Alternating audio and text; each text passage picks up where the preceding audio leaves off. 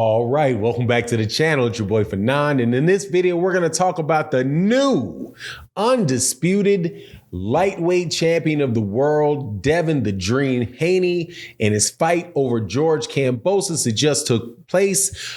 Man, Devin Haney shut him out in what looked like a sparring match, or honestly, a lot less competitive than some sparring matches that I've seen. Also, what's next for him may be just as interesting because there's still a problem hanging out there over Devin Haney. But let's talk about that in this video.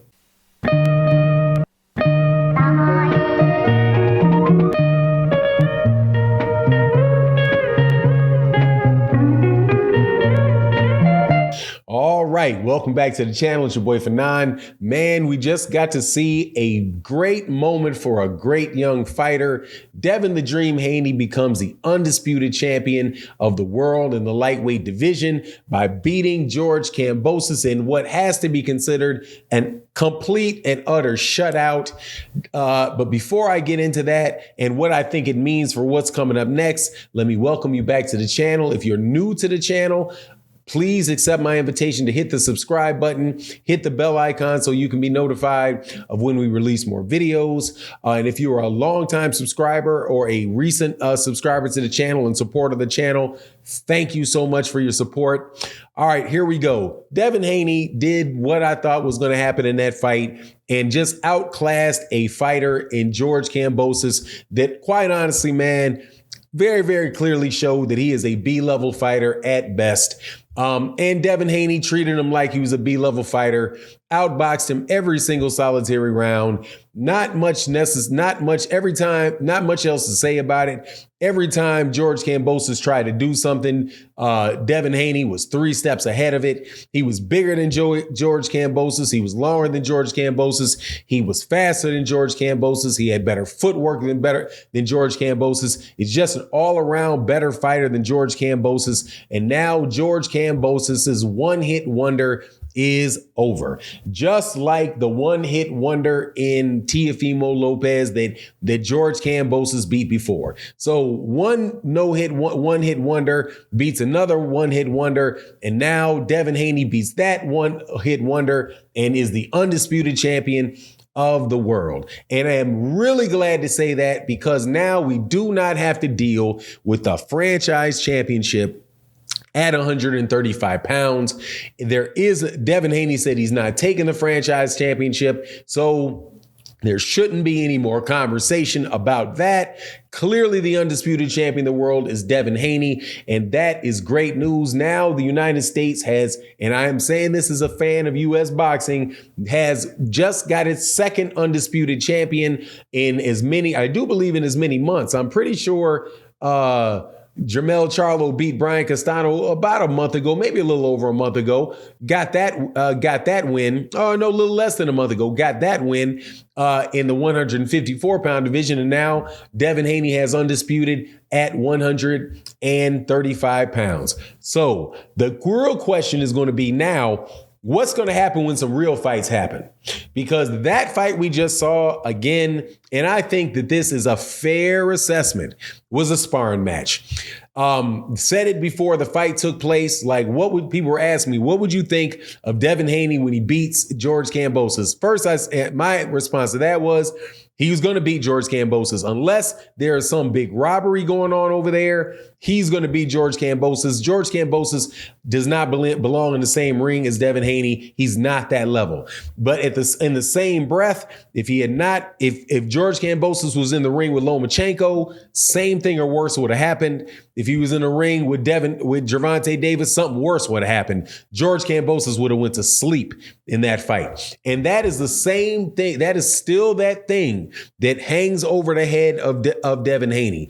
Devin Haney was so much better than George Kambosos that I think he should have been able to get George Kambosos out of there, put more punishment on George Kambosos than he did. But he just kind of stood back and won the boxing match like he should. Because if you can outbox somebody and just beat him every single solitary round, ain't no reason not to do that. It's just that the power and just the destructiveness of the fighter is not there.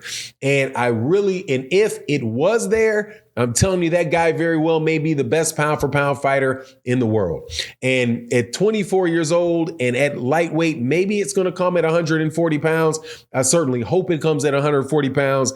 And I hope it comes before he gets in that ring with Vasily Lomachenko. As far as a rematch of that fight between Kambosos and Devin Haney, I honestly do not see a need for that as whatsoever. That fight is going to be the same next time as it was this time. It's going to be a glorified sparring match, and I don't know how many people are even going to want to come out and watch that fight. George Kambosos just does not belong in the ring with Devin Haney. He's not that level of fighter, and that makes the loss. And the way that George Kambosos fought this fight, man, I know Teofimo Lopez is absolutely sick to his stomach. I know that Teofimo Lopez is out there like, my goodness gracious, how did I let that guy beat me? You let that guy beat you by letting it go to your head, the same way that George Kambosos let it go to his head. However, in the case of George Kambosos, I don't think it made a difference. Anyway, he could have been completely focused, could have completely dedicated the entire time that he was training. He's still not going to beat Devin Haney. Devin Haney is just way too good for him. And that guy, like I said, before the fight took place, the man had a hard time against Lee Selby. He had a split decision win over Mickey Bay. Having those type of fights and winning is a mandatory with Teofimo Lopez going through everything that Teofimo Lopez was going through. It just reflected that is the level of fighter that George Kambosos is. If he asks for this rematch, he's got the rematch clause. But if I'm sitting up there and I'm Lou DiBella, I'm like, yeah, man, we take the rematch. I don't know whether or not this government is going to be willing to invest in that, put that money in there to do that a second time, because it's absolutely positively a foregone conclusion what's going to happen in that next fight. The interesting fights are going to be is whether or not he's going to fight Vasily Lomachenko or whether or not he's going to fight Gervonta Davis.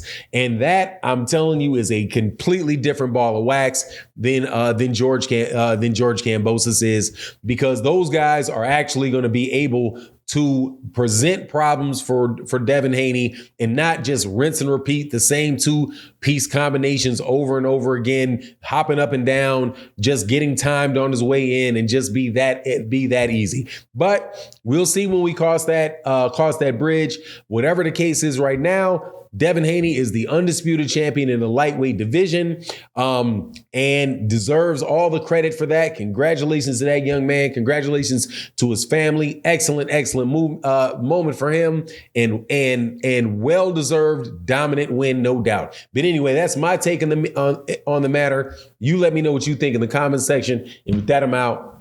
Peace.